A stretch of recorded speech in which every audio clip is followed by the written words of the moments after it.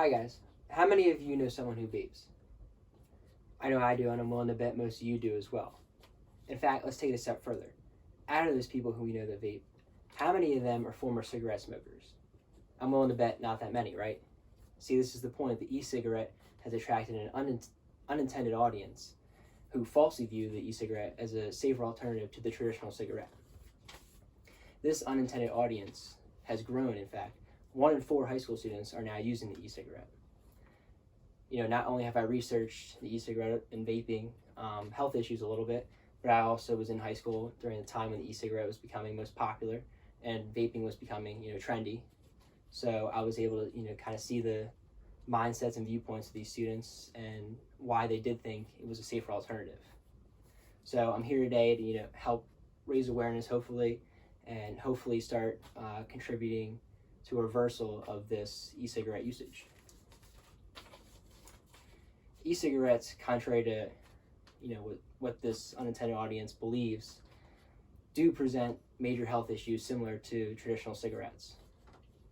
In fact, like the cigarette, it contributes to a higher risk of respiratory diseases. Now, with the e-cigarette, it's 1.3 times more likely to lead to respiratory diseases, while the cigarette is 2.6 times more likely, but still contributes to respiratory disease, and I wouldn't want to take that chance. Also, the issue with this audience is vaping and the chemicals in it can actually, research has found that it harms brain development.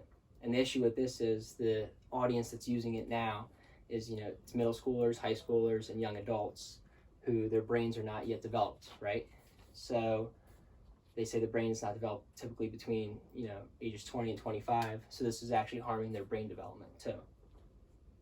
But more than that, this audience is still young and the trend is still relatively new. So essentially, everyone that's using it is test subjects, right? There hasn't been enough research done on this yet. So everyone that is using it now is a test subject.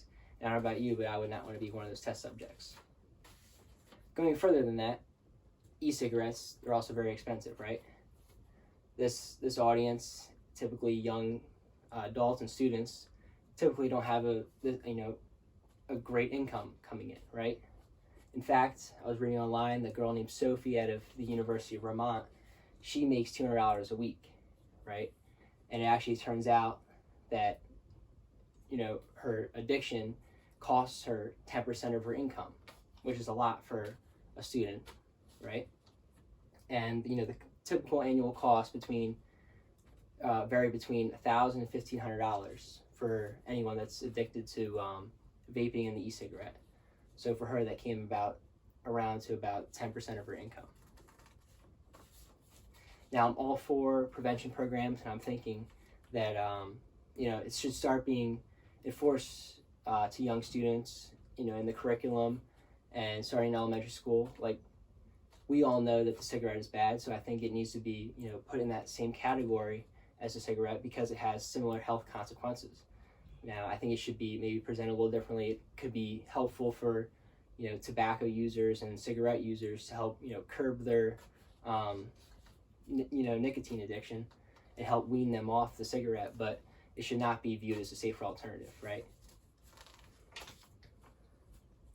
I think it's crucial to start, teaching these people at a young age that, it should be in the same category as a cigarette, and the risks of the e-cigarette are very similar to the cigarette.